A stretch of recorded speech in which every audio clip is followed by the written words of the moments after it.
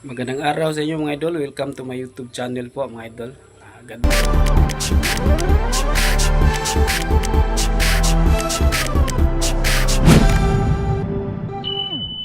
bless po sa lahat na nanonood. May reaction po ako ngayon tungkol nitong video na to mga idol.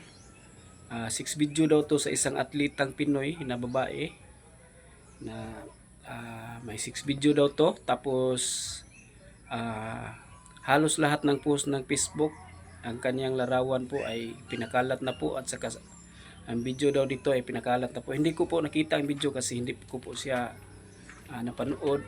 Hindi ko po siya hindi ako nanghingi ng video diyan kasi respect to the athlete of the Philippines, no?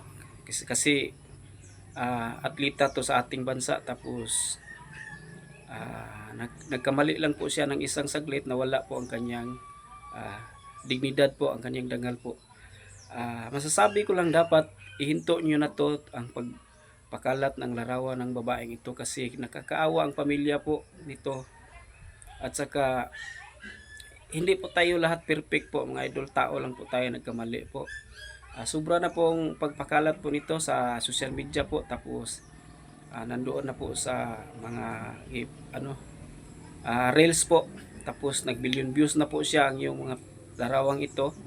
Tapos porket hindi naman po video na actual na 6 video po ang pinupost, pero larawan pa rin niya ang pinupost po mga idol. Dapat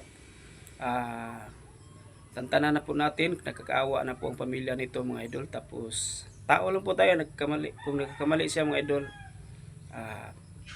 sana di natin sasakyan ang panahon po mga idol, kasi epektado na po ang pamilya nito mga idol. Sure na po ako ngayon na grabe pong kahihiya ang nadatnan ng pamilya nito mga idol. Tapos nag-viral po siya ng Facebook mga idol kasi may video daw to na masilang video po, o 6 video pa kasi hindi ko po nakita kasi hindi ko nanghingi ng 6 video. Maraming nag-o-offer na magsisin sila, pero hindi po ako nanghingi kasi respect sa pamilya po ng babaeng ito, kasi kahit nagkamali siya, proud pa rin tayo sa kanya kasi gold medalist po siya dito sa ating bansa. Iwan ko lang po kung ano po ang pangalan nito, tapos anong sports ang kanyang pinaglaruan. Tapos grabe po ang pangbaba sa kanya, tapos pinagpistahan po siya sa social media. Nakakaawa po ang babaeng ito kasi tao lang po tayo. Ako may anak po akong babae, tapos di dapat dating gawin kasi nagkamali lang po tayo. Ang iba dito sa social media, grabe, kanilang sa amo apas Bisaya ilang gipahimuslan ba kasi viral, nakisakay na rin sila para maka-viral din, at saka pang-views lang po. O kung pang-views lang po ang inyong pakay po mga idol, gumawa kayo ng sariling ating video po.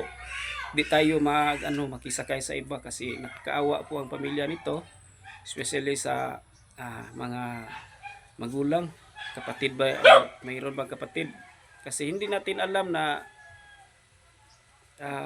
tayo rin magkamali kasi tao lang po tayo. Respect po sa mga picture nito, sinishare ko lang po kasi nag-react po ako kasi nakakaawa po ang babaeng ito mga idol. Grabe naman po, pinagpistahan po siya sa social media. Sana po itigil nyo na po, nakakaawa naman po ako.